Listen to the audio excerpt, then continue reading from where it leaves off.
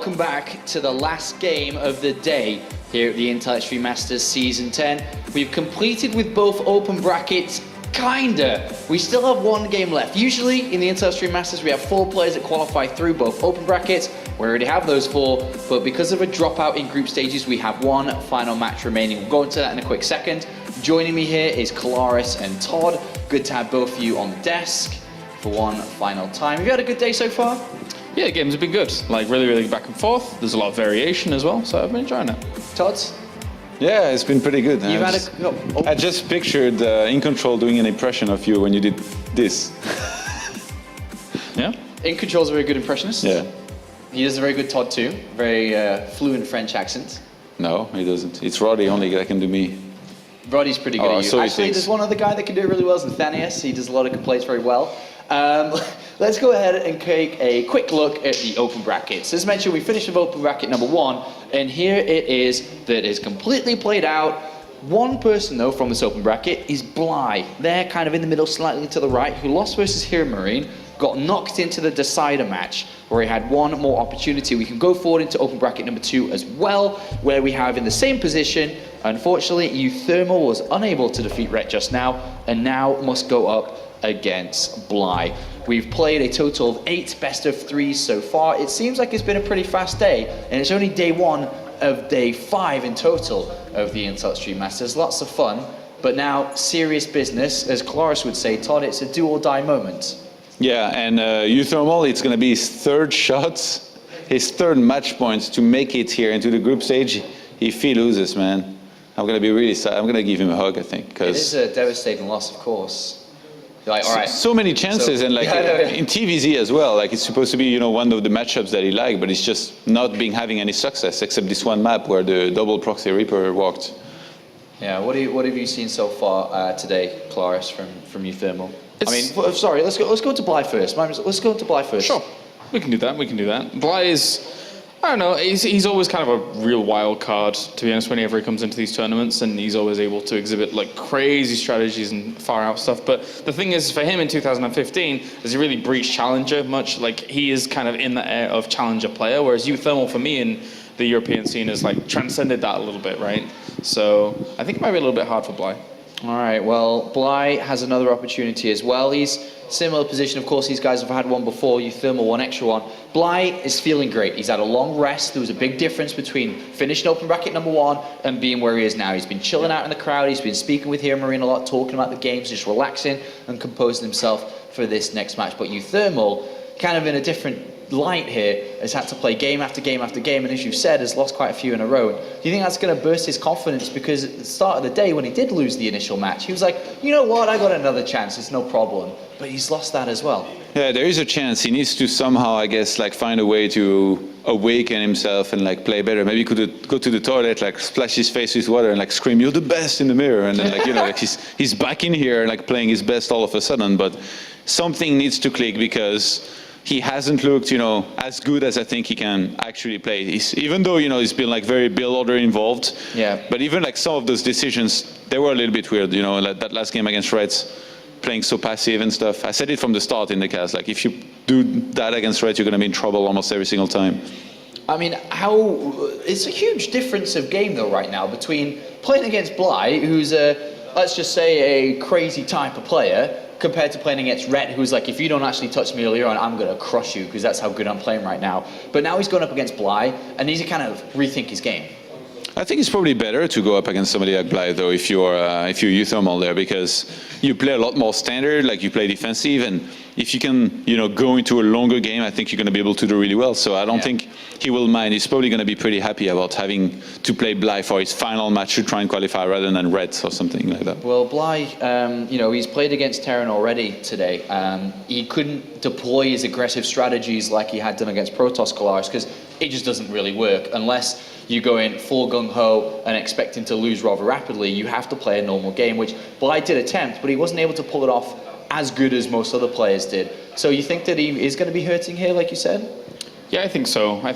If you look at both of them, if they do both, like usually you see uThermal being quite the aggressor, and that's why I think he came surprised to Todd when he didn't quite get that against Rhett going in that final game. But if they do butt heads in an aggressive manner, I think in the end, uThermal would be able to win out that kind of situation. Best of 3, though, anything can really happen in this kind of format. When it gets to best of 5, it's a lot more flexible, a lot more room for error and changes about with your gameplay. But best of 3 here, this could be over as fast as it begins.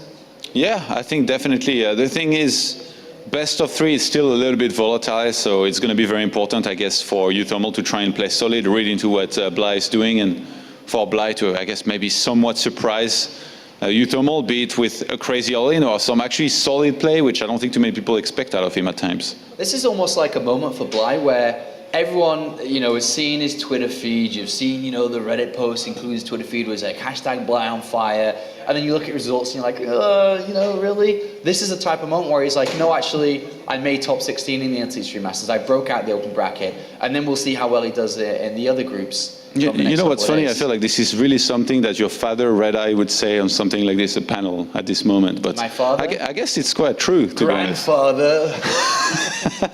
I guess it's quite true, though. Like, Bly hasn't had too many big results, so like if he makes it there, then there's quite a few more matches that he gets to play in as well. So it'd be really cool for him and like a good result, even if it's just top 16 and he hands like in the group stage. All right. Well, one other thing that you guys have done or hopefully have done and also can still do is compete in the Fantasy League. If you've missed day 1, you can still compete in day 2, 3, 4, and 5 to see where you match up against other community members. All you've got to do is go to esl.gg/sc2fantasy. Todd thinks he's a bit of a wizard when it comes to predictions. Results have said otherwise. Have you predicted well today? I'm not sure. I think you've made a few mistakes. Maybe not very well, no. What about you, Colaris? How have you done? I mean, you haven't really been up here too much to tell us, but you're an honest guy, you don't lie very often, and you're one guy to trust. Very often. How well did you do today? Maybe like 50-50. Maybe 50-50. Okay, well, honest answer. You see, that's what the What type about of guy you? is. Oh, You I never got say 100% right. Yeah, because you never say anything out loud. So Yeah, but how it's can all we in know? here. It's all That in was here. the lie reflection thing. See, that's Red Eye. That's such a Red Eye thing too. That's true. Actually, I'll give you that one. All right, final predictions. Game is almost ready, Todd. I think uThermal is going to take it 2-0. Yeah, James? Yeah, I think uThermal. All right, thank you very much, gentlemen. It's time to head for the commentary team for one final time on day 1. It's the last match of the evening in the open bracket. Thank you very much, gentlemen. We are excited for this final best of 3 of the day and figure out who is going to make it to the group stages of the Intel Extreme Masters main event. And you know what, Glade? We're going to do something a little different over here. I feel like every single time someone has been sitting over here, people start arguing about how good they are, how they would still beat each other. Yeah, I noticed that. Yeah, you know what, Glade? I watched your stream recently. Yeah. You played very well. I watched your stream too, man. You're fantastic. Thank You're you. way better than Todd, that's for sure. Yeah, I think we can all agree upon That that. guy, I mean... I've watched his hero stream, though. He was carrying his team. Like, Was he? Yeah, solid. Yeah, I can imagine that. If he's not abusing them, he's either carrying them. Yeah, all that practice eventually comes into play. If only that was Grandmaster for Heroes of the Storm, right? He would have had it already. He would be rank 1 by now, man, with the amount of games he's played. No, like I've heard Todd is rank 1 in Heroes of the Storm, but a lot of people are. Claris is rank 1 too. Yeah, it's kind of an interesting ladder system because you get that rank and you kind of just stay there. There's no beyond rank past rank 1. Like if that would be the case in StarCraft 2, Todd would lose like half his Bantic abilities because all he can do is talk about his rank in StarCraft. So like if everyone have the same rank, then I'm not sure if Todd could still be a caster. I don't think so either, to be honest. All right, we do love you, Johan. We're getting ready to hop into the first match of this final best of 3 of the day. It is going to be played on Moonlight Madness. Are we going to have our first Ukrainian player qualify for the Intel Extreme Masters in Gamescom, or is it going to be our first Dutchie? That's a fantastic question, I gotta say. And these two players are also hyper aggressive, which is going to be a lot of fun when we get into it. So aggressive, but you can lead the way with the introductions, Ruddy. All right, I'll do the Ukrainian Zerg on the right top side of Moonlight Madness, who is representing Acer. It is Bly. And I do the Ukrainian Zerg. Man, I can't say Ukrainian right now. I said like Ukrainian. It's like well, it's like an accent. It's kind of nice. Ukrainian Zerg. But yeah, I didn't want to be biased, so you can do the Dutch. All right, down here in the bottom left, we do have the fantastic Dutch player showing some great games today already. It is uThermal. traditionally has always been struggling a little bit in TVZ, even though he's definitely had his good series. For instance, when he qualified to the Inter-Extreme Masters in Shenzhen, his final round in the European bracket was against Snoot, and he played a great series where Snoot maybe had the upper hand in game number 3, but uThermal, you know, he hung in there like a champ, stuck around, got a couple of great Widowmine hits, and he was able to close out that series. So he does have a couple of great victories against good Zerg players under his belt, but traditionally it's been the weakest matchup of the 3 for him. Yeah, I'm hoping this time around he doesn't try and go overly aggressive like he did against Red. You know, going for 2 double proxy Raxes with Reapers in a row is a little too much. And it really put him behind him. He kind of gave away a game where he could have really mixed it up. I'd love to see him go for probably a little bit more defensively against Bly, who is known for his aggression. You know, I actually watched the uThermal vs Red at the DSCL finals in Amsterdam. I already mentioned it earlier at the desk. And on Iron Fortress, uThermal went mass Reaper. Yeah. Like he started off with a couple Reapers. I was like 3, oh, he's going 5 Reapers. He's going 7 Reapers. He's adding 2 more barracks. And in the end, he ended up with 12 or 13 barracks with only Reapers. And he won against Red. No? They can catch you out, man. If you're not ready for that, if you've like delayed your link speed for long enough, gone for a super greedy build. Yeah, but the funny thing is, like, it even went up to the phase of the game where Zerg had 3 bases, had queens, had a couple roaches, but there were just so many Reapers. There were like 50, 60, 70 Reapers, and it's very hard to figure out when you can take a fight then or not as a Zerg, because normally you don't face that army, so it's really hard to predict the damage output of that army and, you know, the ability from the army to maybe get out of the fight if they want to and stuff. So one bad fight and Reaper numbers can totally snowball out of control. Yeah, that is a lot of fun. And yeah, it really depends, because the Zerg can take so many horrible fights right next to a cliff, and they don't actually get any kills, but lose so much from the kiting. So I would love to see uThermal bust out that build. If we get to see Iron Fortress, it would be so sick to see him go 12 Rax Mass Reaper. Well, this map, you know, Moonlight Madness in general is also a pretty fun one to see, because we do see that tank drop occasionally. It's such a quirky sort of map layout, especially those 3 bases. It's so hard to defend from air, I mean from drops or from Mutalisks, for instance. It's about getting there, and I'm curious to see if uThermal has one of those plans lined up if he wants to go for the tank drop and try and harass it, or is he going to actually take a step back? But I think like every player should take a step back when they play against Bly. It's like, okay, it's Bly, he's crazy.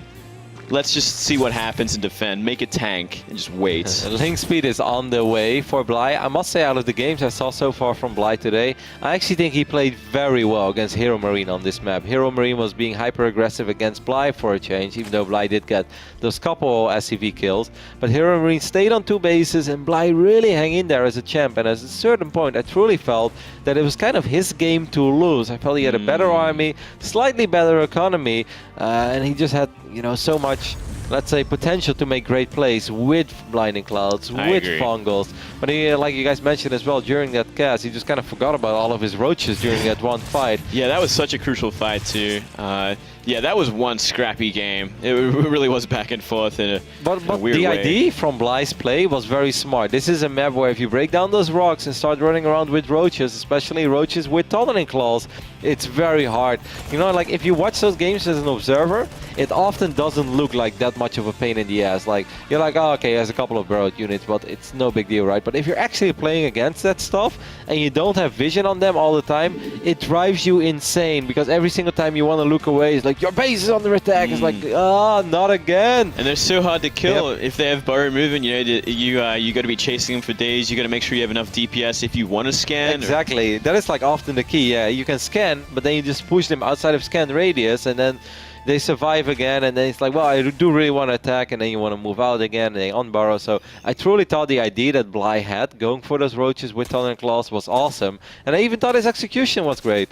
We'll see if we see something similar over here. That Reaper just died. A little bit sloppy there. Didn't have to die. Well, look at this. We do see that Roach Warren finishing up pretty quickly. So he could just go for the exact same sort of style here. Wouldn't be a bad choice. I do love it on this map specifically because, you know, you really need roaches to take down the debris, you know, open up the back door, and it's such a hard map to defend 2 fronts from as well. Do you think he's going to drop the mine at that potential 3rd base location just to be annoying? That would be really annoying. But I think he wants a drone hit or 2, or maybe like try and buffer, like get a good hit on the Lings if they try and defend. But this counterattack could do something. Yeah, these two Hellions should be able to take care of it. He still has a lot of Hellions out on the map as well. A little bit sloppy there by uThermal. He was tanking a lot of shots from that Spore Crawler, and that's why this medevac is so low on HP right now. Oh, big hits as well. Wow. Oh! Man, that's Spore. That's really smart. That's cool by Bly. I like that a lot. That's ridiculous. That's actually saved his life. Can you imagine if 5 Hellions got in there? There's nothing to defend, really. It's just a bunch of Lings. Wow, that's really smart by Bly. Yeah, actually, I haven't seen it a whole lot, a wall off like that. I think it's extremely smart. Of course, you can just uproot your Spore Crawler and reposition it later on. So it's not even that you have to destroy one of your own buildings. One of those. Sometimes you see people destroying one of their evolution chambers when they made like 3 or 4 out of panic mode. But yeah, cool little move there by Bly. Excellent. Yeah, it's cute. And you know, I wonder, did uThermal pay attention to the games that Bly played earlier? Does he know that he goes to style on this map? We do see a Banshee coming out, but might want to invest in tanks, which he already is. That was the final series of the previous bracket, and I'm pretty damn sure that by then uThermal was already starting his bracket. Played against Torrentius, I believe, or he played against the Protoss first. I think he played against Goody as well. At least uThermal was already starting, while Hero Marine versus Bly was on the way. Maybe he did some homework. Maybe one of his managers that is present over here at the venue told him what happened. Spore's back. There's no way he's getting in there. He's going to get a queen for his efforts though, but that's like a lot of Hellions for a queen. A lot of map control gone. What I thought was really funny is that he got a creep tumor over there by accident, but that tumor wasn't active, so it's not really the end of the world. I think it would have been a lot better for uThermal if he would have dropped that mine. I mean, he got the 4 kills, but if he would have been able to get it out of there and then drop it at that potential third-base location, yeah, that would be very good. Frustrating, very, very frustrating. Or even keep the Hellions there as well. You know, they didn't really get anything done besides kill a queen. But if you have the Hellions hovering around, denying creep at the third base, and then deny the drone, like you're buying yourself a lot of time. Yeah, and this all goes back to that very first moment when the medevac flew into the main base. I don't want to be overly nitpicky over here, but that is such an important key moment in the game because that represents your aggression, represents how long the aggression will stay around, and it gives you so much option. Instead, he unloads above a Spore Crawler, tanks 4, 5, 6 shots, and that makes it already incredibly hard to ever pick up any units when there are 2 queens that are standing on top of those units. Yeah, you got to be on top of that. And this Banshee harassment, not going to find much here. Might want to bring them home considering a lot of roaches are heading to that main base. Not really a big block off either, and only a couple of tanks and a few Marines to defend. Roaches can jump on top of this. 2 Banshees though, going to 2 really Banshees, a Marauder, and a bunch of Marines, and 2 tanks. I think that's a little bit too much. You know, Bly picking up a couple of depots is nice, but I think he wants to get out of here. You don't want to give away too many roaches for nothing. They're cheap, Glade, but they're not that cheap. Yeah, they are. They're not that cheap. You can't get away with that. Not when there's 3 Banshees wailing away at them. You got to get out of there.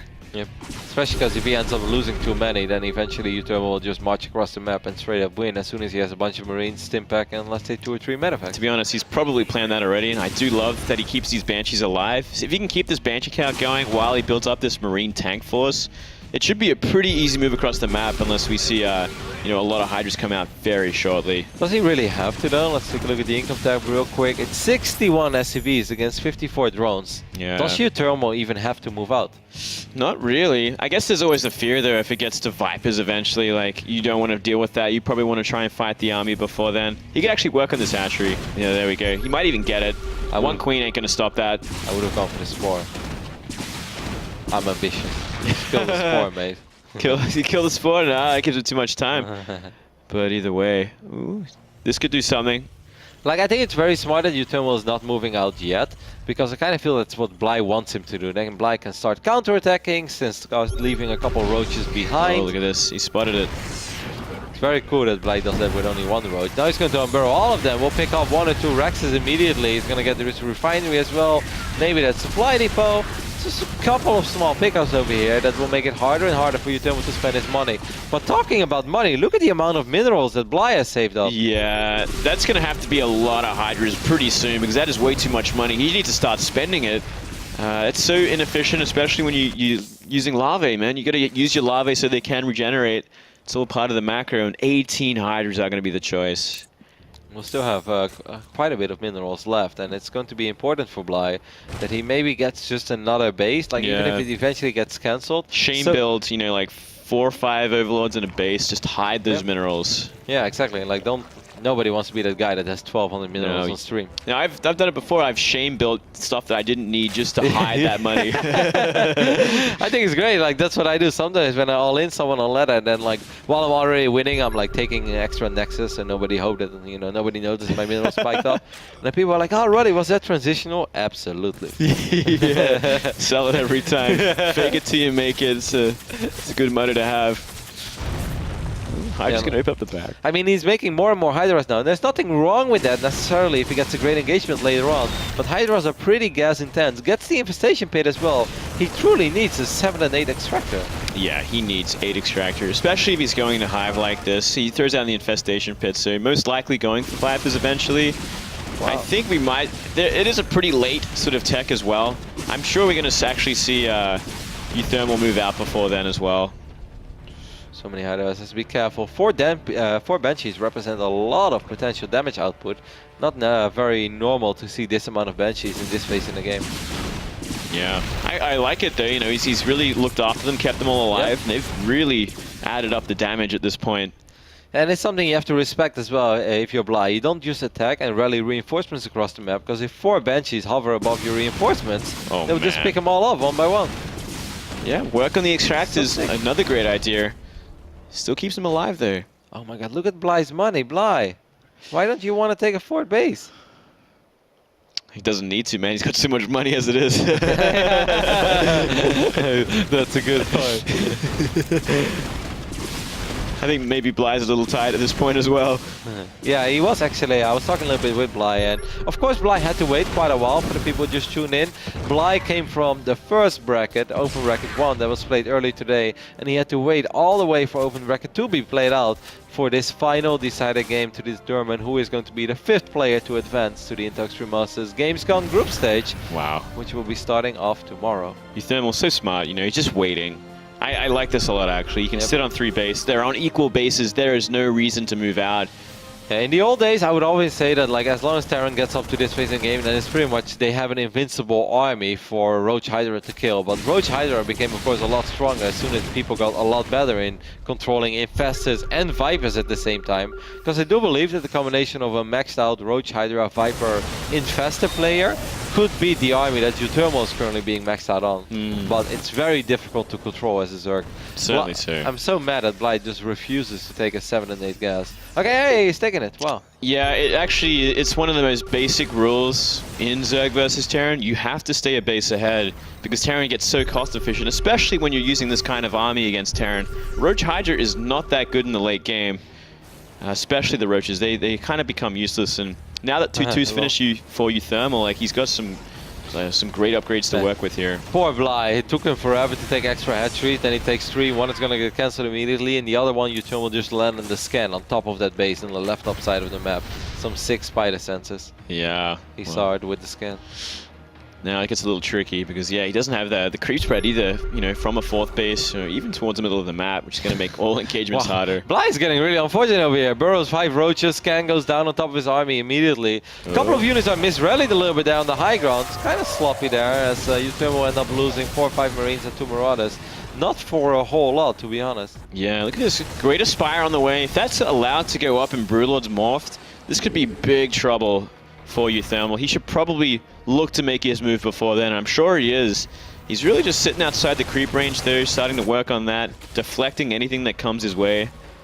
So uThermal has most of his units on the other side of the map, I believe, so these roaches could potentially be very annoying. First Corruptors are on the way now for Bly as well. He could even do a small little drone trick and maybe end up with 214, 215 supply. Something we haven't seen in a while, but right now making 10 spawns is absolutely not going to hurt him when it comes to the mineral department. Yeah, certainly not. And somehow keeps that planetary alive, but it's burning down. If he's not paying attention, it will go.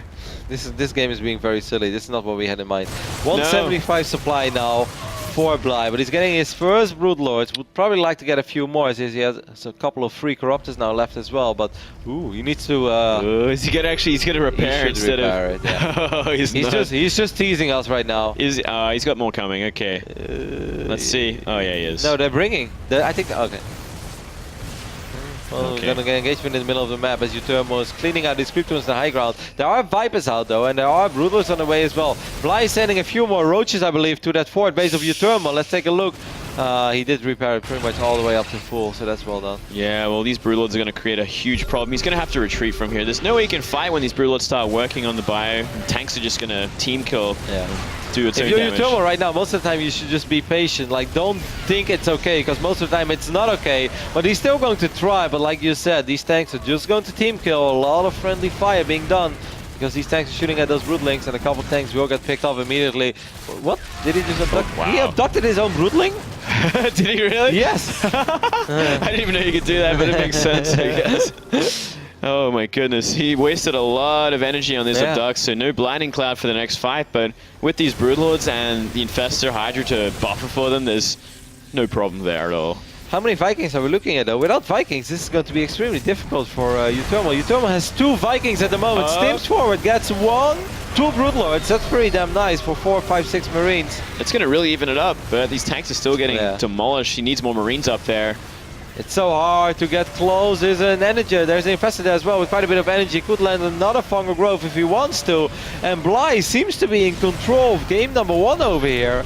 Of course, the more time he gives uThermal, the more likely it is uThermal will eventually be able to squeeze out enough Vikings. But right now, Bly's army is looking terrifying for uThermal. Yeah, this is actually quite, at this point, a pretty unstoppable army, just simply because he doesn't have the right tech in place, he doesn't have the right army composition at all. His orbital's down. Yeah, there's no saving this one. That one blew up.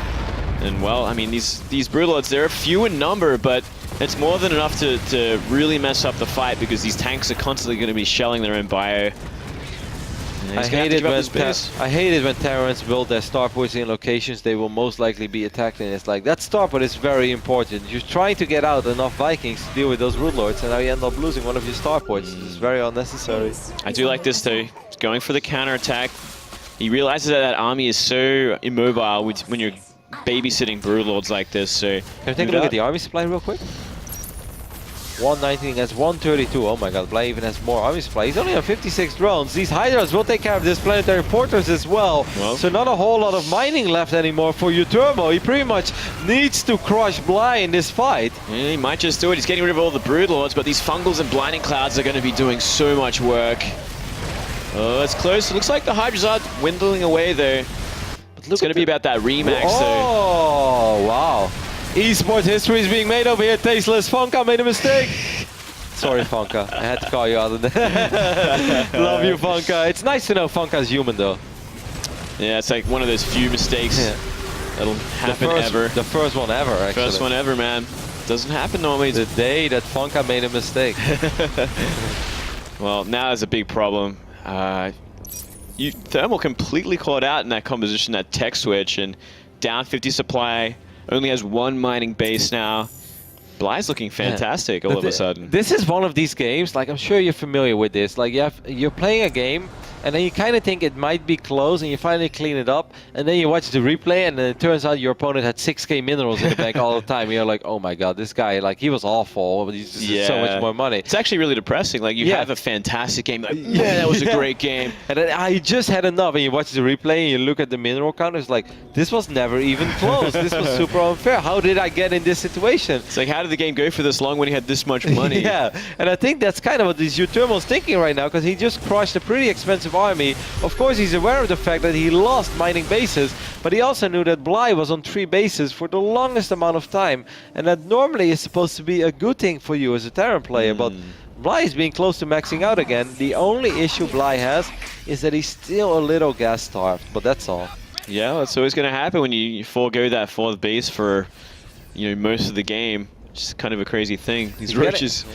He's getting an Ultralisk cover now as well, which I don't like, because uThermal is already very Marauder heavy, and I don't think that Bly needs to get the Ultralisk. I don't even think he has great upgrades for Ultralisk. I think it's kind of just the potential Remax option. Like, if he wipes out this army, there's not much left over, and there's no tanks or Marauders, go into Ultras, and you're in such a great place. But if you're already gas starved, is it really smart to throw down an Ultralisk cover? Well, I mean, it's not going to hurt, right? When you're this small on gas. Maybe in the future you can, because he does have those extra bases now. He should be on about 10 gas, but it still hasn't banked up nearly enough. Yeah, and he's just not making a lot of Hydra. He's getting +3 carapace now as well. Has +3 whistle. He does have +2 melee, so in case he wants to go for ultras, they have some upgrades. It's not perfect yet. No kindness plating though, so he would have to invest in that one too.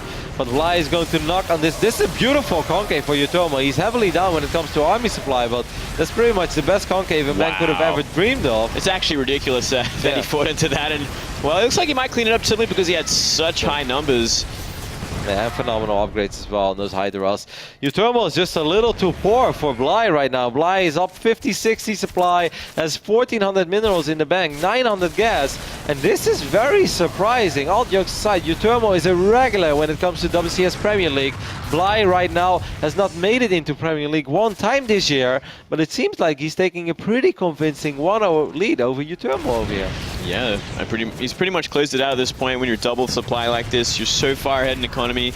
He does have that one mining base in the top left, but I think that's about to go down as well. I would love to spin this in any shape or form that I think uThermal could still win this, but I really don't think there is any holding this army of Bly's. uThermal is going to lose his last few tanks. He's going to try to buy a little bit more time for himself, but if he would know what we knew, if he would see the numbers that we see, then he would know that there is absolutely no saving this game anymore. 140 supply against 46 army supply, and the last and only mining base for uThermal is going to get picked off. These SCVs will die. Wow. Don't do this. That's bad karma, Bly. That's bad karma. That is really bad karma. No one ever dances in game number 1. You just poked the beast. uThermal is going to go Super Saiyan in game number 2, man. He's going to hide that CC in the top left and force out a draw. There is a guy once upon a time in the past, far, far away, that danced his units in game 1 against Todd. You don't want to see the things Todd did to him in game number 3. Oh, man, especially Todd. Yeah. Salt City, man, he would be so mad. Todd just turned into a salt volcano, man. Like he burst it open and he sprayed salt all over Southern France. Oh no, the Broach is going to deny the repair. Down to 10. 9, 4, 3, 2, 1. Roach is like, fireworks! That was Todd right there after this guy danced his units in game number 1.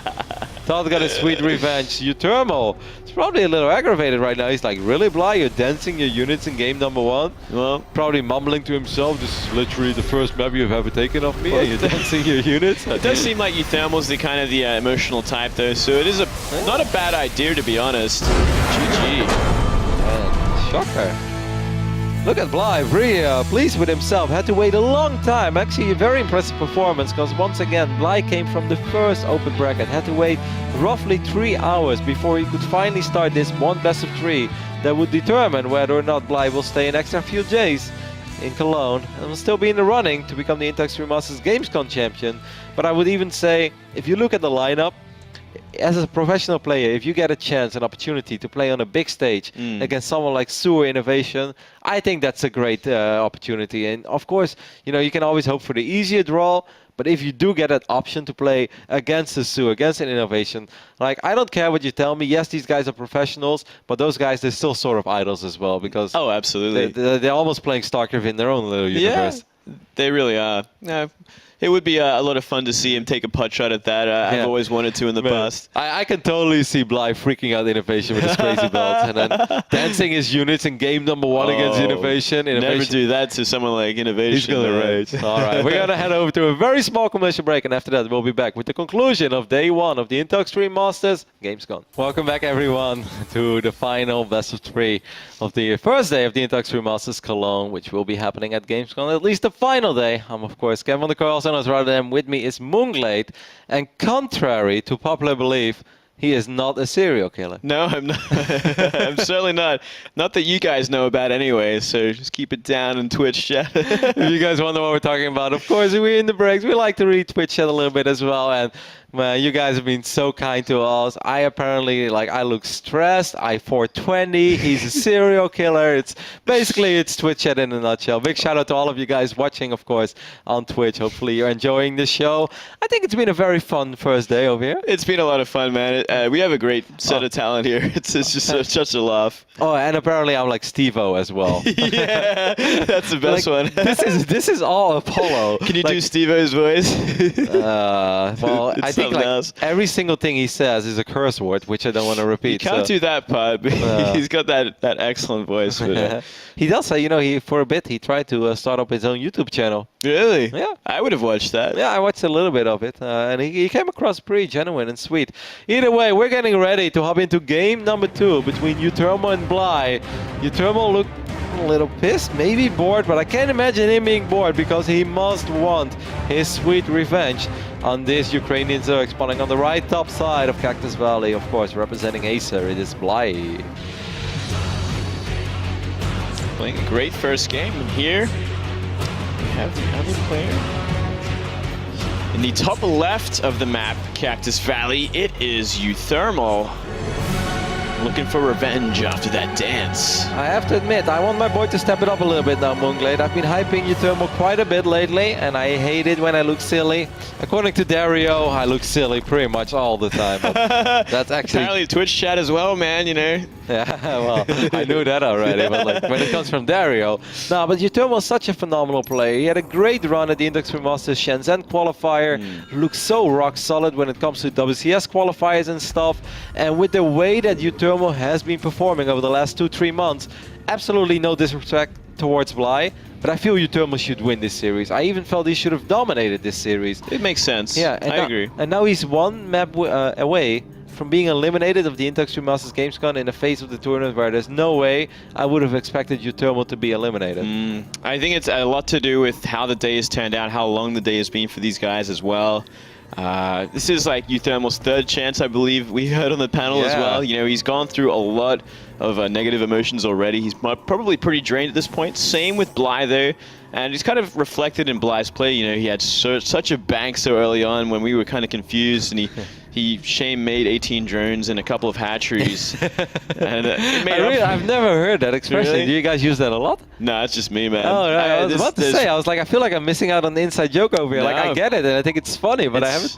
There's that, and there's rage building overlords. Yeah, I do know that one. It's like supply block 2, 3. It's like, why am I still supply block? And then like 7. Yeah, it's like make like 8 overlords. You put 800 minerals into like the first 8 minutes of the game in overlords. It's like, well, at least I won't be supply blocked anymore. Yeah, you're like 150, like 60 out of 150 or something. It's like, I do know that feeling. It's like sometimes like you're waiting, you're looking at your supply, and you're like, my pylon is about to finish up, right?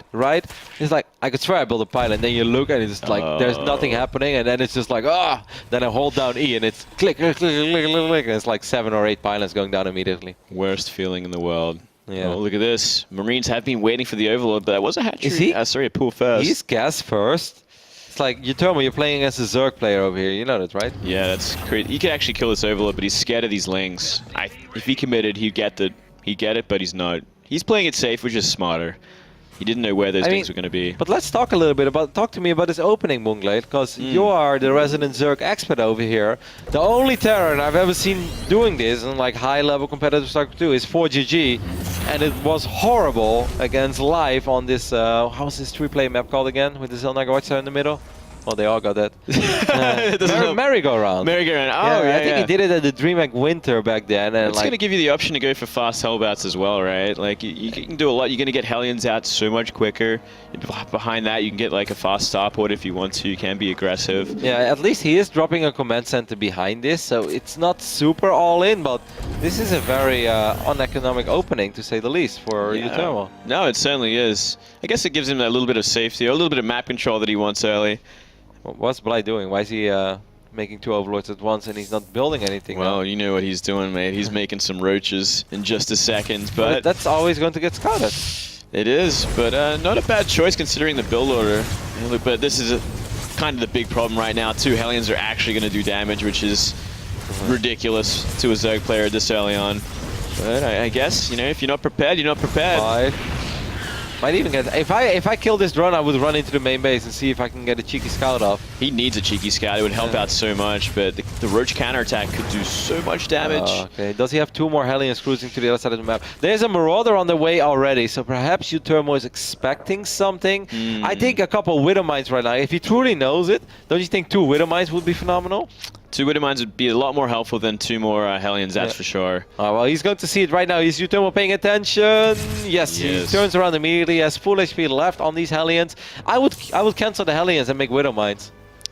But Yeah, I guess they're almost finished by now. And when you got like a lot of Hellions as well, you can do some pretty decent splash damage to Roaches. Especially on the ramp, because the Roaches will clump up a little bit on that ramp. But there are 2 mines on the way. I know my Terran a little bit. Yeah, you're fine, man.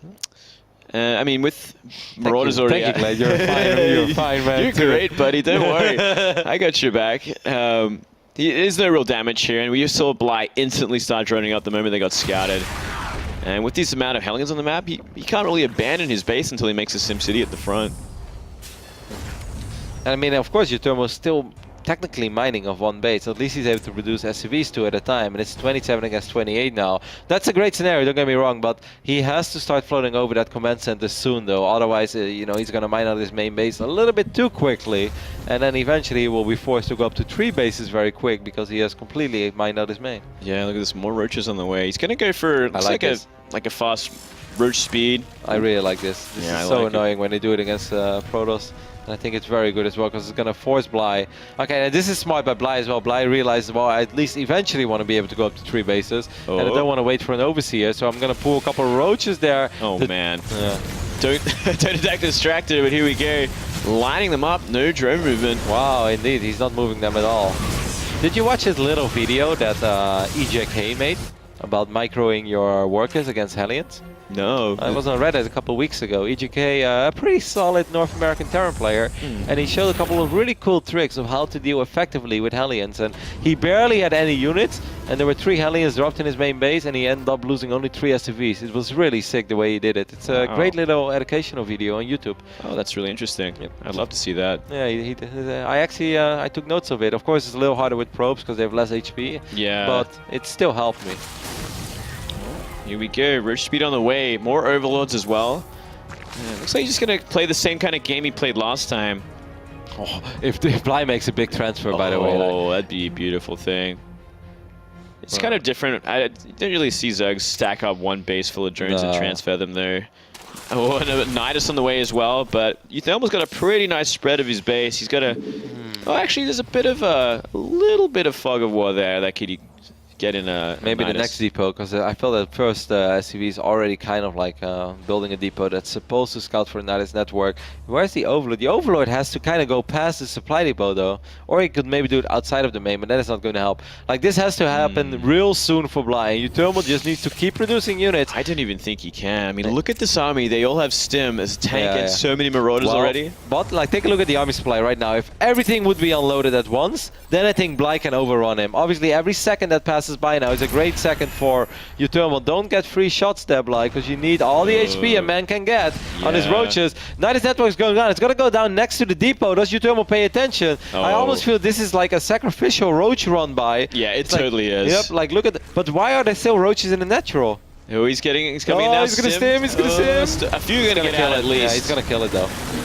This is perfect for uThermal. This is like best case scenario. Well, let's see 2 more Roaches than I expected to be out. But I think all these Roaches will die. The next Nidus network will never go up. uThermal left enough units behind in the natural as well. And he has completely shut this down. And we may see a cheeky Marauder or a Marine dance soon. We might just, or even a simple Mana Mule would do me just fine. I would do more. If anyone dances their units against me in game number 1, it's not a cheeky little Mana Mule, mate. You're gonna see a Planetary Fortress offensive rush into a Marine dance, into a Mule drop, into a nuke. Like you're gonna get. I'm gonna go the whole 9 yards then. Damn, that's ruthless. Hey, come on, dancing in game 1. Yeah, I understand it. It's completely justified. It's turning out to be another kind of wonky game, by the way. Like it's just these guys just playing so crazily aggressive. It's almost like they're tired. I get the impression that might just be it. So we see a Marine drop. It is lacking in upgrades for both sides as well, which is kind of funny. It's a pretty big game though, because the winner of this best of 3 of course qualifies for the Index 3 Masters, which is a big opportunity on its own. But something that sometimes people forget is that everybody who makes it into the Index 3 Masters will get paid guaranteed. I believe it's $350 or $400. Even if you end up losing every single game in the group stage, you still walk away with $400. And really? Yeah. I thought it was just the top 4 this time. Top 4? Yeah. What do you mean? Is it prizes for top 4 and that's it? No. Yeah, You sure? I think so. That would be really unique. That would be very different. But I know exactly what you're talking about because it's always usually been that way. I could be wrong and maybe it's not a... But I was looking at the Wikipedia page. I really can't imagine that. But I want to verify that now. So, Glade, take it away. It's all you. Right. No problem. We do see a lot of bio from uThermal. Barreling down towards the natural here. There's still a lot of roaches, but he can kite them for some time. He does have enough medivacs to really heal up this army multiple times as well, or simply go for the drop. And that's one great advantage you have against roach, or these ground styles, is that you do have a lot of freedom with your medivacs to just go for big drops time and time again. And generally, the natural sort of way of dealing with this army, what we see over in Korea is, 3-3 bio dropping everywhere. All right, so just top 16. Yeah, I don't know. Maybe I was completely wrong with that. I'm sorry. Index 3 Masters pay very well. $25,000 total prize pool, $10,000 for the winner. And even if you end up losing every single game in the main event, you'll still get $350. Bly is going to try to make some magic happen with roaches one more time. I'm actually impressed with his supply. Tries to get another Nidus network off. He's definitely very persistent when it comes to trying to make this work. Yeah, I mean, if you can sneak one in there, you're going to do so much work. And look at this. That buyer is doing a lot of work. He's not going to kill the base, but he's got a few drones. Man, I'm actually surprised that supply-wise, Bly is still ahead. And again, he has 1,000 minerals in the bank as well. Of course, the supply tab is a little bit deceiving because roaches are pretty heavy on supply. But on a certain point, they do kind of fall off when it comes to, just fighting abilities against thin bio. But after a filled Nidus and taking so much damage early on economically, of course, uThermal didn't have the most economic opening ever. Bly is putting up a really good fight over here. Yeah, he is. He's really gotten to his groove dealing with this kind of army, and this double drop towards the main is going to do a lot of damage because there's nothing there. He's going to have to run all the way from the third up here, and if he's on top of his stems and he goes for the drones, he could do a lot of economic damage right now. That or the evolution chambers are going to be golden. Well, it's going to be difficult for Bly to defend both locations at once. He's going to not actually end up in the evolution chamber. If these Marines wouldn't have moved and would have just been left behind to click on the evolution chamber, they would have actually killed it. But by uThermal running those Marines away, the evolution chamber survived. And Bly is actually defending both locations at once. Of course, it does still really suck for him that he doesn't have any creep spread whatsoever. But does uThermal have a third command center? Because I don't think he does. Currently, it doesn't look like it, not at all. So, wow. Certainly one thing going for him, and he's very light on the upgrades, which is something I think is so important against this army. Wow, it's not even +1 armor. Yeah. Oh, that's a sick play. Unfortunately, I think uThermal was not going to try to drop anymore. He's just going to go all out. The big attack. Man, that's almost a Warcraft 3 move. You remember, like against Undead against Orc with the burrowed Crypt Fiends, and then the Wind Riders fly in. Oh, yeah. And then they unburrow and they web everything. Yeah, that's awesome. Well, look at this. This army is kind of terrifying from uThermal if it can get set up in a good place. But this is also do or die for uThermal. He needs to win this fight because he doesn't have another command center. Small little roach counter for Bly as well. He's going to pick up a couple reinforcements and it's going to do more and more economic damage. Can Bly make a miraculous hold over here? It's going to be hard. The counterattack's not going to do too much either, considering all those buyers waiting at home.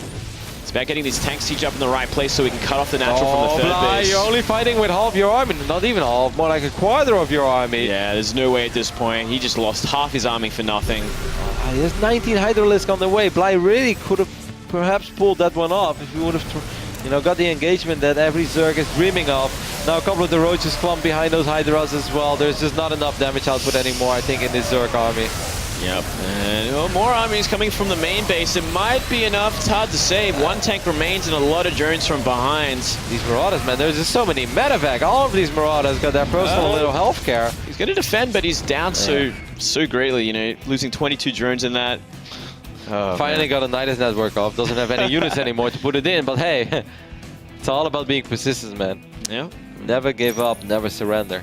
I guess he can use it for a counterattack in the future as well when he moves that army across the map again. But that's very ambitious. This time around he's going to need everything at home because that is a scary army already. No, he's going to see it. He's going to be like, oh my god, so Bly, like, what? Give me a break. He's just going to go home. There's a queen comes out. That's actually smart because normally when you kill the Nidus network, then the creep will disappear, but now there will still be a creep tumor. So smart play, unfortunately for Bly. It does not really matter as he's going to end up losing his last remaining Hydralisk. The queen is going to fall as well. And just like this, uThermal is going to be able to even up the series, and it will all come down to the rubber match. Game number 3 to determine if we're going to have a Ukrainian or a Dutch player make it to the main event. Well, here we go. He's going to get rid of the third basin. He could be dancing right now if he wanted to, but he's being the bigger man here. Nah, he's going to dance in game 3 if he wins. You Trust reckon? me. Yeah, I reckon. All right. He just doesn't want to be that guy that starts dancing before the series is over. Oh. Nobody wants to be that guy. That's just like... But when you dance when the series is over, you're really rubbing it in. Like, you're being a bad sportsman at that point, right? No. Like, You'd be some cheeky and then game 2. Okay, oh, yeah, maybe. I mean, I like that. That's part of the... You have to dance if your player's gonna, if the enemy's gonna counterattack with 5 counters. GG. That's when you dance. That's the SCVs. If only that was possible.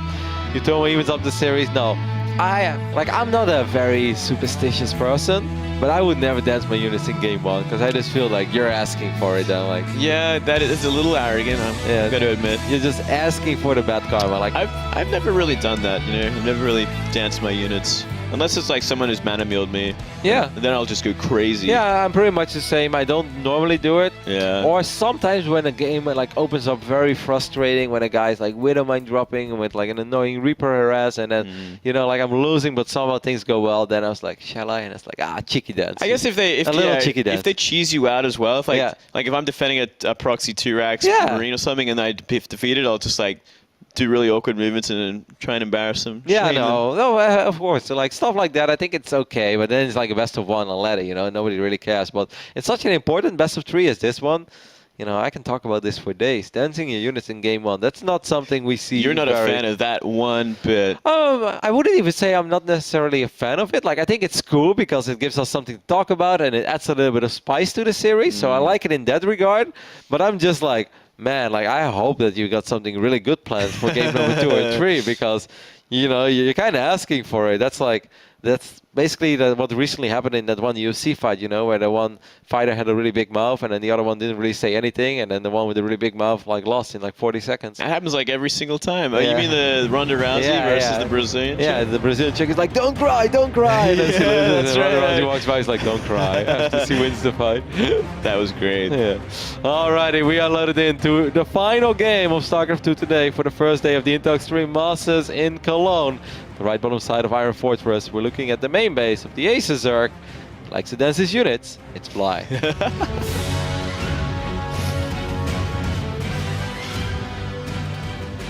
Loves that Roach Hydra style. Here in the top left, we do have the Terran player winning last game. It is uThermal.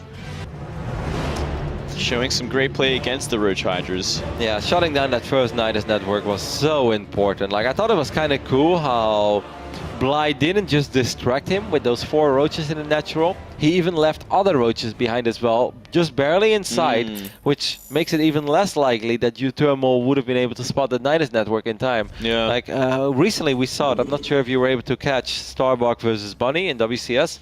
Where Starbuck went for that distraction Nidus outside of the main base, and while he was like basically fighting there, he threw down another Nidus network into the main base, and Bunny was so occupied with the front that he completely forgot to check the back of his main base. And then actually a lot of roaches and Nidus or queens popped into his main, and that was going to be it. And that completely swung the series in the other way. And I think Bly tried to do something similar to that, but uThermal was too focused, too concentrated. That's the thing, man. Like that game number 1 cheeky dance, put him on edge. That set the laser beams on. Yeah, it's like rather. I see. It's war right now. Like, yeah, you can't do that to me. You can beat me, but you can't embarrass me like that. Exactly. Like this is one of those moments where in game number 1, uThermal probably was still listening to One Direction and Britney Spears, but in game number 2, he went full Nirvana or something like that. Nirvana. Yeah. He probably went death metal or something. Yeah, man. exactly. Like, went to Under Oath, dude, and he started getting the real stuff going. I kind of thought that Nirvana, like I actually don't listen to Nirvana, so I thought Nirvana was death metal. No, man, that's like, I think it's like slow rock or something. Slow rock? I don't even know what you'd call it. It's rock, I guess. Okay. It's pretty chill. Grunge? Grunge? Okay. Thank you, Funka. Yeah, Funka likes to listen to weird music. Yeah, he seems like emo. Yeah, he like... Oh, I love how he tried to type something and he's like, well, I got nothing. Like, oh, Funka is like the least emo guy ever. He's so happy. Alright, over here we see these Zerglings marching across the map. I don't think Blind knows yet where uThermal has spawned. We may expect it. uThermal again going for that factory before command center. Truly, you could say not wanting to take any risks, but in a weird way, this is a risk on its own. Yeah, well, you know, he's kind of giving. He wants the map control, and it's not a bad map to do it on. The same properties as, you know, merry-go-round. It's so open, the natural's so open. Oh, 2 Marines is enough. It should be enough. He won't lose a Marine. He won't lose a Marine. Oh. The calls. You should have bet money on that one. Yeah, that would have been the first bet I won this month. Well, you know, as I was saying, you know, when you have Hellions out on the map like this, you have complete map control. It's so much easier. You can go for those Hellion run-bys again. And But it puts you a little bit in a position where, as a Terran, you almost have to do something with it. Like, there's a reason why most Terrans get a quicker command center than this, and that's just because it gives them, you know, less of an urge to truly make something happen. Yes, those first 2 Hellions in the previous game, they did magnificent. What was it? 6, 7 drones? yeah, Something that was like that? sick damage. I do like the Reaper opening into Hellions. You don't necessarily have to get him this early, but it looks like he wants to do for this run-by style again. Yeah, but with 2 queens, it's going to be a little bit more tricky. Let's not forget that Bly only had a single queen on the low ground in Cactus Valley in the previous game. Now he has all queens over here. And now Bly is not a player that likes the super standard game, right? Just drone up, eventually go up to 3 bases, work with minimal amount of units. That's not the way that Bly likes to play StarCraft. However, if his opponent completely switches it up, Bly should be smart enough to realize that I don't really have to do anything crazy now. I can play normal now, already be in a good position. But these 4 Hellions just cruising by, ignoring the queens. It's a drone party once more, man. Oh my god. Oh, It's this a is actually too much damage this time. Oh god, it's not even close to over yet. 2 Hellions still have a lot of HP. 12 drones have gone down. Well, And he's gonna get a scout off in the main as well. So why not? And yeah, that was way too much. And I feel like he really broadcast that he was going to do that. You know, it was kind of obvious. He saw the Hellions as early as they were last game. They've tried to run by last game.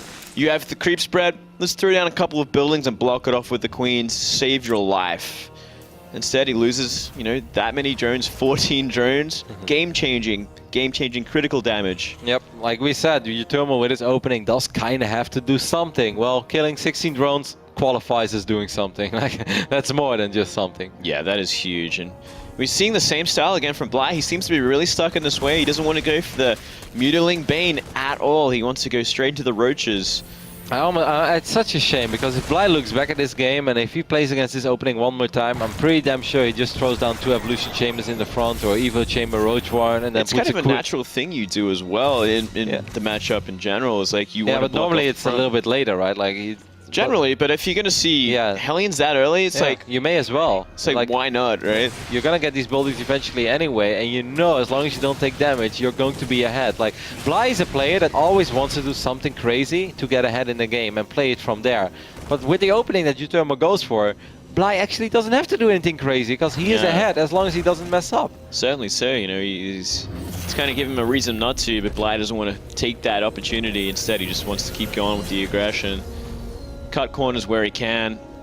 And we are seeing Roaches come out and Roach speed once again, so same build as the last couple of games. Would you say it's good for uThermal that it's cross-map playing against a Roach player like Bly?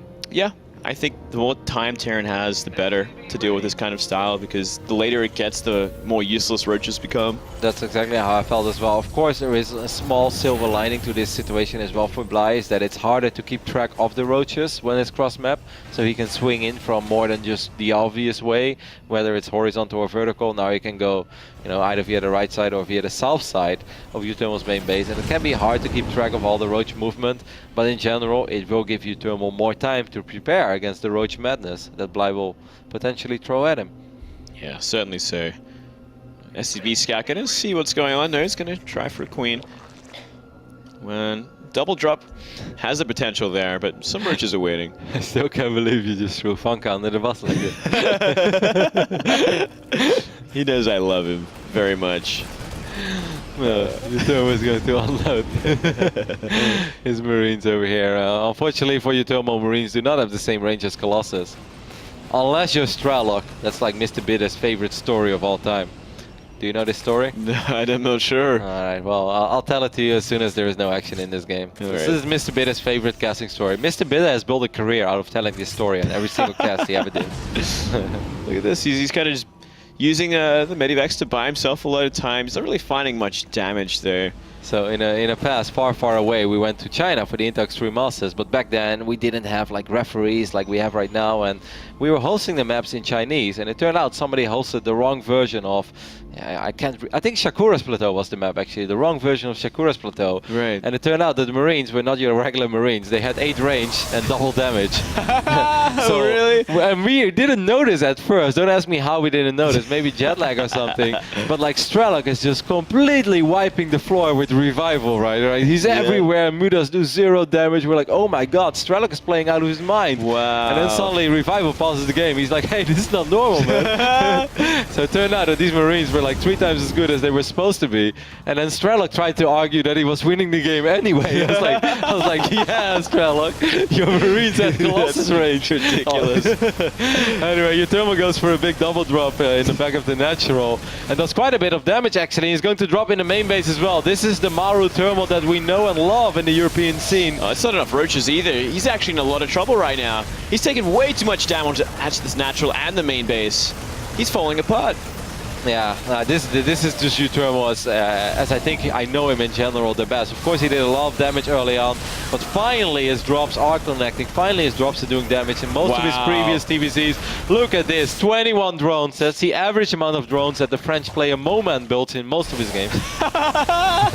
Shots fired. Well, he did all the damage he ever needed to do with these double drops. 21 drones going down, and a lot of that army shaved off because it was such a bad, awkward position to fight in with roaches.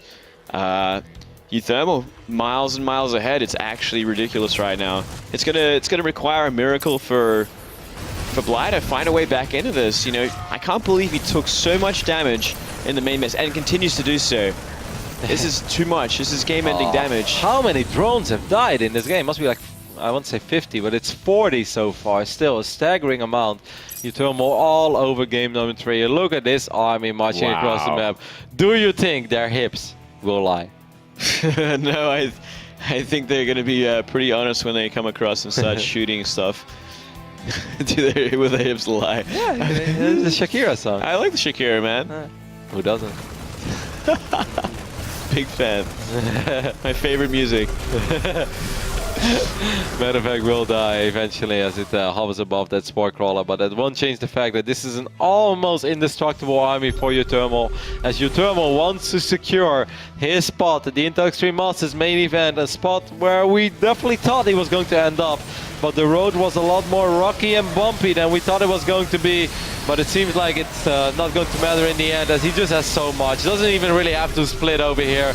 Kills the tank, or excuse me, kills the roaches in the main dances, mate? Where's the dancing? Where's the mana mule? Wants to be sure, you know. You don't want to dance now and then lose your Marines. That would be bad. Yeah. He has to do something. It would add excitement to the game, though, and we have seen a pretty exciting series so far. That's even worse than dancing in game 1. Dancing while the fight is going on. Yes, and you lose your army and remax. It's like ruthless. Yeah, cheeky, at least one mule. It's the cheeky mule. And you know, 3rd time's the charm for uThermal. It took him 3 goes, but he finally made it out of the open brackets. Great to see. Great Terran player. Yeah. Really, really weird games. I'm still super excited to see uThermal in the main event, even though he wasn't as dominating, as convincing as I thought he was going to be today.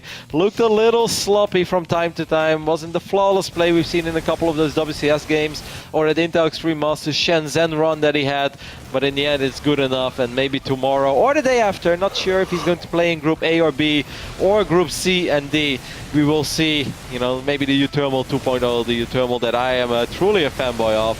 Another double Mio goes down. Saying get out, you know it's over, mate.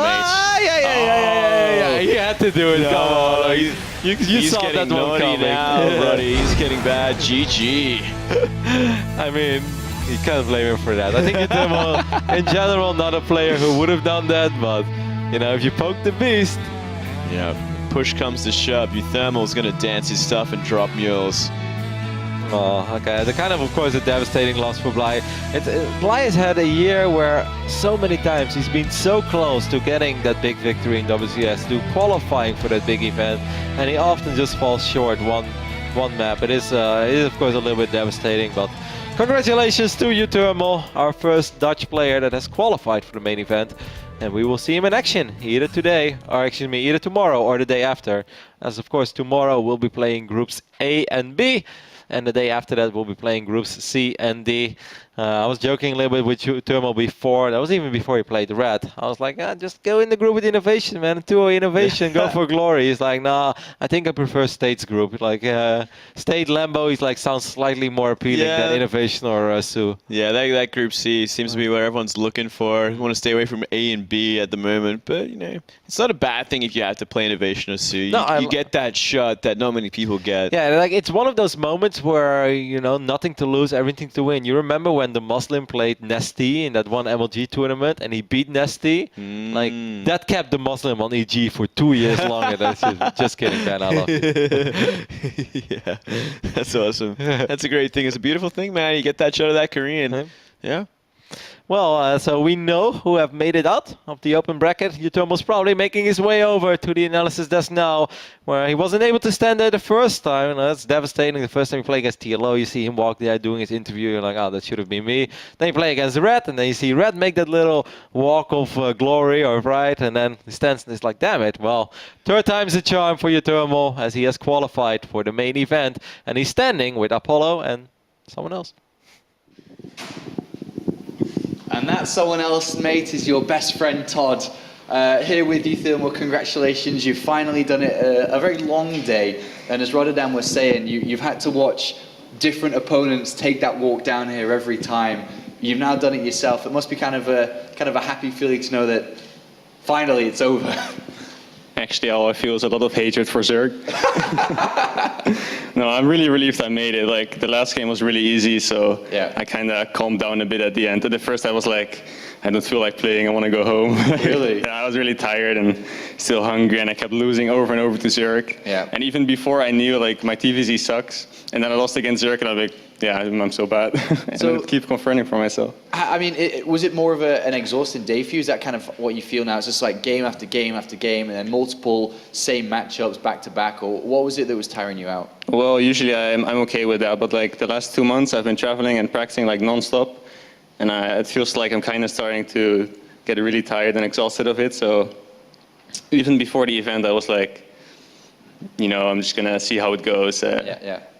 It didn't go so well, actually. I expected to get first place, especially when I faced TLO, because my win rate against him is really high, but I got completely crushed. And then against Red, I felt so hopeless. I tried some cheeses, didn't work. And then against Bly, kind of switched a bit. Like, I got to the defensive side, and the first game was really tough, but then I kind of got my rhythm and found a good build to counter. You said that you think you sucks against Zerg. So what's your best matchup, or like your best matchup, second best matchup? I used to be really good against Protoss, but it changed a bit because everyone figured out how to play against Reaper Factory opening. So it's like, it's my best, but not by a very big margin. And then my TVT is good, but TVT is kind of hard to see in tournaments because Europeans are really bad in TVT in general. Like, if you play against a Korean, you feel like a gold leaguer. So for European level, my TVT is my second best and my TVT my worst. But maybe if I play against Koreans, TVT is probably my worst. All right, well, I have to ask this question. I think everyone at home was thinking it. Game number one, dancing units. What was going through your mind then? Because Roddy thought one thing, Moonblade thought another. What was actually going on when you saw that, and what do you feel? I actually think it's really funny when people dance against me. It makes me happy for some reason, yeah. Especially if you managed to turn it around full circle and end up winning the series anyway. I guess that's the best part of it. Yeah, I love launching those mana mills. That's perfect. If you had lost the series, you wouldn't think it's funny, would you? No, probably not. Final question here, Todd, before talking about the groups. Just like you said that you struggled a little bit against Zerg again, so like you had some rough matches. Do you attribute that to fatigue maybe a little bit, or is it just the matchup in general that gets the best of you these days? Well, how would you evaluate TVZ right now and Euro TVZ in general? Well, usually I'm not that affected by fatigue. I always just manage to play my game, but when I practice, even sometimes I'm able to lose against random Zergs because like my micro and macro is good for the matchup and my late game as well, but my understanding is very weak. So I usually end up really far behind after the early game for like, in my opinion, no reason, because I just don't know what's going on, right? So especially, for example, against Red, I try to cheese him because every time I play 3CC against him, it feels like he can just make 100 drones and I'm just behind. Like, I really don't understand how you're supposed to be able to play a standard game. So the most annoying part about that is that I don't feel comfortable. Like, Right. yeah.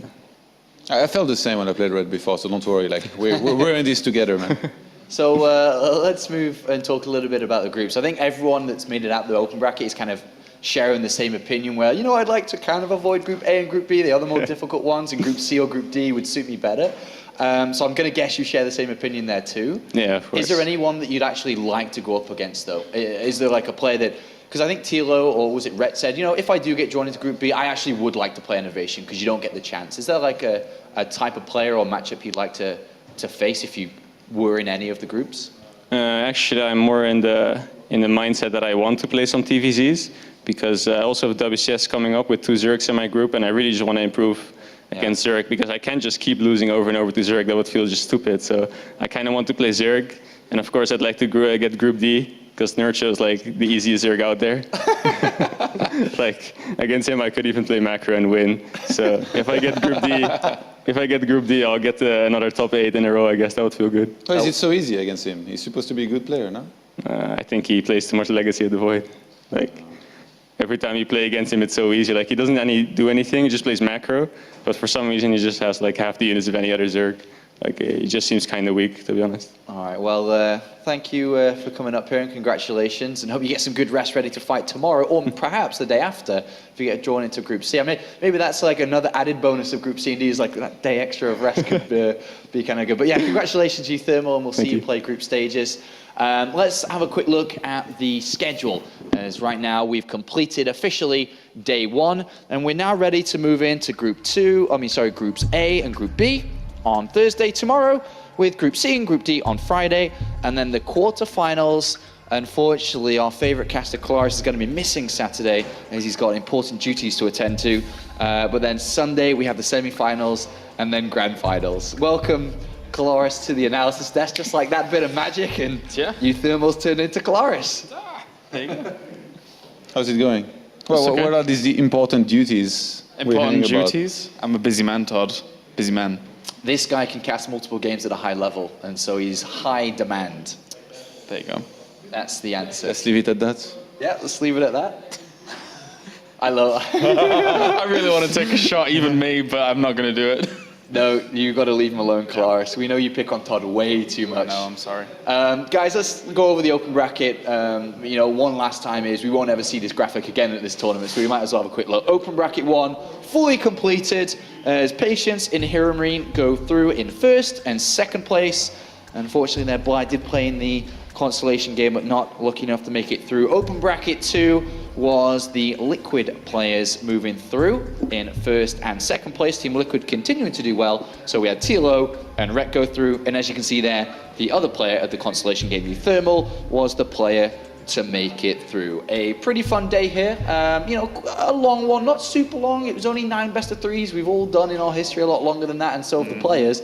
But a fun day to start off the Intel Masters. Yeah, definitely. I mean, looking at the brackets, I don't think anyone really saw too many surprises there. But I think people probably expected Pete Drogo to do a little bit better after Aces ROG run, I think.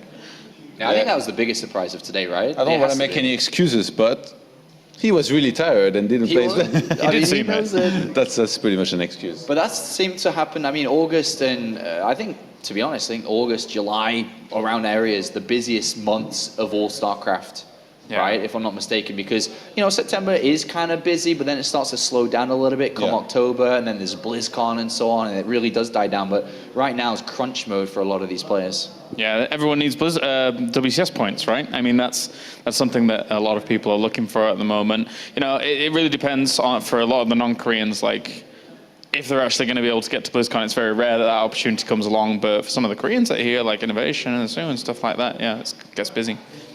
All right, well, guess what it's time for, boys? I've just been HQ have now called in the online specialist of operations. Even though he's not here, Graham Pitt is called in, and the groups are ready. So we have the round of 16, the main tournament groups. Here we go. Is Hero Marine goes into Group A, Rhett into Group B, uThermal into Group C, TLO and Patience into Group D. Todd, initial thoughts there? Well, Hero Marine and Red, not quite a very lucky draw here. Yeah, first match against Sue and Innovation, definitely unfortunate, but you know what? I don't think there is like an easy way to go far in a tournament anyway, so you might as well get down to it ASAP. So that's going to be interesting to follow these guys, and then uThermal in a group with State Lambo, 4GG. Maybe, I guess, the little bit of an easier group over there. uThermal, I think, is definitely going to be happy with that. And he said in his interview, he's like, if I get in Group C, I think I've got another top 8 again. Yeah. I think there's a good chance he can make it out of it too. And then Group D, Stardust, Nerd Show, TLO Patience, with the two Korean producers facing each other, and Nerd Show, TLO. That's going to be nice to see that after the recent history that these two have had, where they played in Challenger and TLO kind of collected his free win that he thought he was going to get. Yeah, so good overall groups there, but I mean, there was no doubt whichever way this got drawn, Group A and Group B were going to be the standout groups with the two favorites in there, Sue and Innovation, and that's going to be our games for tomorrow. So, we got a really crazy day coming up tomorrow, so you guys don't want to miss any of that. And of course, Group C and Group D, as mentioned from previously on the schedule, will be played on the following day. Thank you very much, guys, for joining us. I hope you had a fun day just like I have. I mean, I don't get to really do that much anymore. Just stand here and talk a little bit while you guys do the real work. So thank you for carrying me through today, guys. Such a red eye line again. Thanks, Todd. Cheers, Todd. You've been so positive Todd. all day with Moonglade, with Pig, with Roddy. I'm glad you ended the night on a positive note as well. Yeah, that's me. Positive guy in a nutshell right there. It is, man. All about compliments. The only thing that could make I'm Todd comparing more you happy, to the greatest host in esports of all time. Well, doesn't get any better than this, does it? He is the greatest host of all time, so you're right there. The only thing that could make Todd happier is if he got more likes on his gym selfies. I think so. Got to get it in one time before we lose out. Thank you very much for watching, everybody. Do make sure to check out plays.tv for all matches of the Intel Extreme Masters from previously in Shenzhen to today in Gamescom, or well, in Cologne, Germany for now. Gamescom on Sunday, remember. All matches, all highlights are included. We'll see you tomorrow for a group play. Group A and Group B will be played out.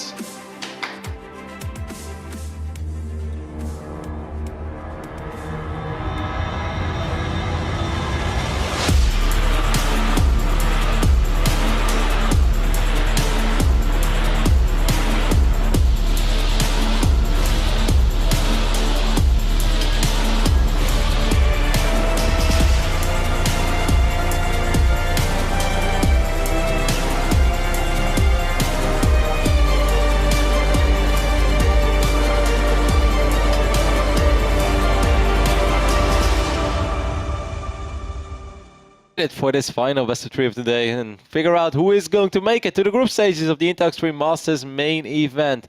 And you know what, Glade? We're going to do something a little different over here. I feel like every single time someone has been sitting over here, people start arguing about how good they are, how they would still beat each other. Yeah, I noticed that. Yeah, you know what, Glade? I watched your stream recently. Yeah. You played very well. I watched your stream too, man. You're fantastic. Thank you. You're way better than Todd, that's for sure. Yeah, I think we can all agree upon that. That guy, I mean... I've watched his hero stream, though. He was carrying his team. Like, was he? Yeah, solid. Yeah, I can imagine that. If he's not abusing them, he's either carrying them. Yeah, all that practice eventually comes into play. If only that was Grandmaster for Heroes of the Storm, right? He would have had it already. He would be rank 1 by now, man, with the amount of games he's played. No, like I've heard Todd is rank 1 in Heroes of the Storm, but a lot of people are. Claris is rank 1 too. Yeah, you know, it's kind of an interesting ladder system because you get that rank and you kind of just stay there. There's no beyond rank past rank 1. Like if that would be the case in StarCraft 2, Todd would lose like half his Bantic abilities because all he can do is talk about his rank in StarCraft. So like if everyone have the same rank, then I'm not sure if Todd could still be a caster. I don't think so either, to be honest. All right, we do love you, Johan. We're getting ready to hop into the first match of this final best of 3 of the day. It is going to be played on Moonlight Madness. Are we going to have our first Ukrainian player qualify for the Intel Extreme Masters in Gamescom, or is it going to be our first Dutchie? That's a fantastic question, I gotta say. And these two players are also hyper aggressive, which is going to be a lot of fun when we get into it. So aggressive, but you can lead the way with the introductions, Ruddy. All right, I'll do the Ukrainian Zerg on the right top side of Moonlight Madness, who is representing Acer. It is Bly. And I do the Ukrainian Zerg. Man, I can't say Ukrainian right now. I said like Ukrainian. It's like well, It's like an accent. It's yeah, kind of nice. Ukrainian Zerg. But yeah, I didn't want to be biased, so you can do the Dutch. All right, down here in the bottom left, we do have the fantastic Dutch player showing some great games today already. It is uThermal. Traditionally has always been struggling a little bit in TVZ, even though he's definitely had his good series. For instance, when he qualified to the Inter Masters in Shenzhen, his final round in the European bracket was against Snoot, and he played a great series where Snoot maybe had the upper hand in game number 3, but uThermal, you know, he hung in there like a champ, stuck around, got a couple of great Widowmine hits, and he was able to close out that series. So he does have a couple of great victories. Best of 3 though, anything can really happen in this kind of format. When it gets to best of 5, it's a lot more flexible, a lot more room for error and changes a bit with your gameplay. But best of 3 here, this could be over as fast as it begins.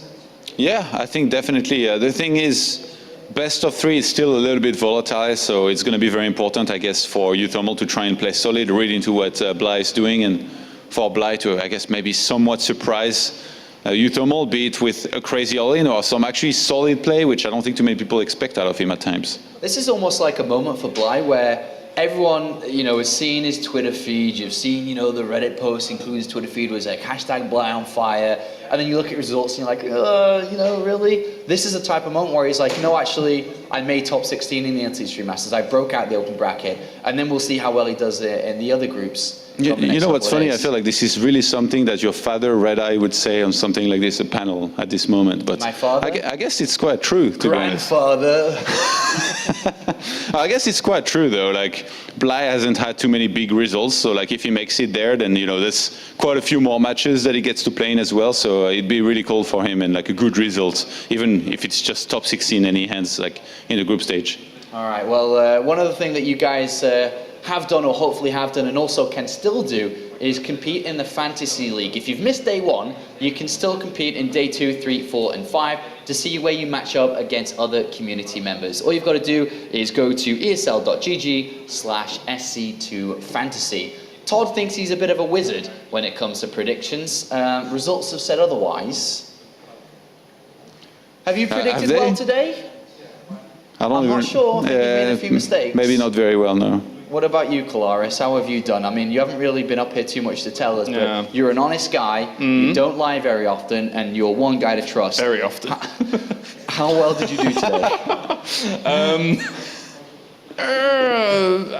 Maybe like 50-50. Maybe 50-50. Okay, well, honest answer. You see, that's what the What about guy you? is. Oh, I got 100% right. Yeah, because you never say anything out loud. So Yeah, but how it's can all we in know? here. It's all That in was here. the lie reflection thing. See, that's Red Eye. That's such a Red Eye thing too. That's true. Actually, I'll give you that one. I'll give you that one. All right, final predictions. Game is almost ready, Todd. I think uThermal is going to take it too. Yeah, James? Yeah, I think uThermal. All right, thank you very much, gentlemen. It's time to head for the commentary team for one final time on day 1. It's the last match of the evening in the open bracket. Thank you very much, gentlemen. We are excited. Much like he is kind of in the air of challenger player, whereas uThermal for me in the European scene has like transcended that a little bit, right? So I think it might be a little bit hard for Bly. All right, well, Bly has another opportunity as well. He's similar position, of course, these guys have had one before, uThermal one extra one. Bly is feeling great. He's had a long rest. There was a big difference between finishing open bracket number 1 and being where he is now. He's been chilling out in the crowd. He's been speaking with Hero Marine a lot, talking about the games, just relaxing and composing himself for this next match. But uThermal, kind of in a different light here, has had to play game after game after game, and as you've said, has lost quite a few in a row. Do you think that's going to burst his confidence? Because at the start of the day, when he did lose the initial match, he was like, you know what, I got another chance, it's no problem. But he's lost that as well. Yeah, there is a chance. He needs to somehow, I guess, like find a way to awaken himself and like play better. Maybe he could go to the toilet, like splash his face with water and like scream, "You're the best" in the mirror, and then like, you know, like he's back in here like playing his best all of a sudden. But something needs to click because he hasn't looked, you know, as good as I think he can actually play. Even though, you know, he's been like very build order involved. Yeah. But even like some of those decisions, they were a little bit weird, you know, like that last game against Reds, playing so passive and stuff. I said it from the start in the cast, like if you do that against Reds, you're going to be in trouble almost every single time. I mean, it's a huge difference of game though right now between playing against Bly, who's let's just say a crazy type of player, compared to playing against Ret, who's like, if you don't actually touch me earlier on, I'm going to crush you, because that's how good I'm playing right now. But now he's going up against Bly, and needs to kind of rethink his game. I think it's probably better to go up against somebody like Bly, though, if you're uThermal there, because you play a lot more standard, like you play defensive, and if you can, go into a longer game, I think you're going to be able to do really well. So I don't think he will mind. He's probably going to be pretty happy about having to play Bly for his final match to try and qualify rather than Red or something like that. Well, Bly, he's played against Terran already today.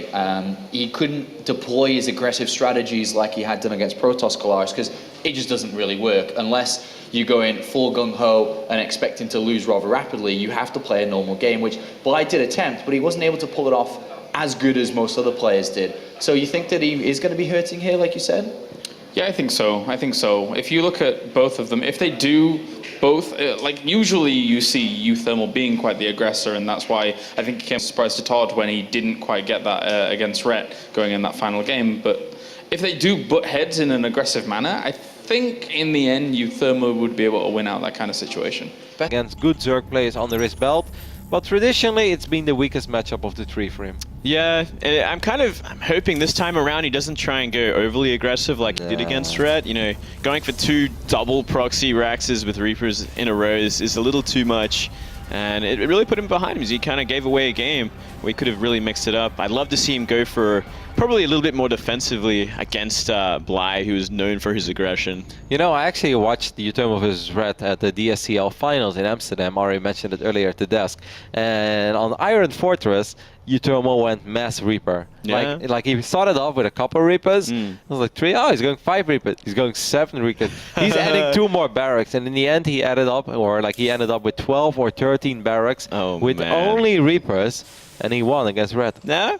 It can catch you out, man. If you're not ready for that, if you've delayed your link speed for long enough, gone for a super greedy build. Yeah, but the funny thing is, it even went up to the phase of the game where Zerg had 3 bases, had queens, had a couple roaches, but there were just so many Reapers. There were 50, 60, 70 Reapers, and it's very hard to figure out when you can take a fight then or not as a Zerg, because normally you don't face that army, so it's really hard to predict the damage output of that army and the ability from the army to maybe get out of the fight if they want to and stuff. So one bad fight and Reaper numbers can totally snowball out of control. Yeah, that is a lot of fun, and yeah, it really depends, because the Zerg can take so many horrible fights right next to a cliff, and they don't actually get any kills, but lose so much from the kiting. So I would love to see uThermal bust out that build. If we get to see Iron Fortress, it would be so sick to see him go 12 Rax Mass Reaper. Well, this map, Moonlight Madness in general is also a pretty fun one to see, because we do see that tank drop occasionally.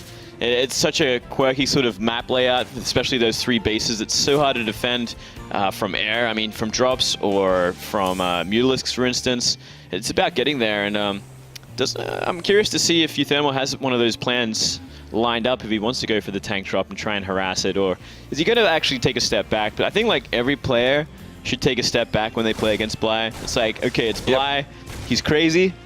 Let's just see what happens and defend. Make a tank and just wait. Link speed is on the way for Bly. I must say, out of the games I saw so far from Bly today, I actually think he played very well against Hero Marine on this map. Hero Marine was being hyper aggressive against Bly for a change, even though Bly did get those couple SCV kills. But Hero Marine stayed on 2 bases and Bly really hung in there as a champ. And at a certain point, I truly felt that it was kind of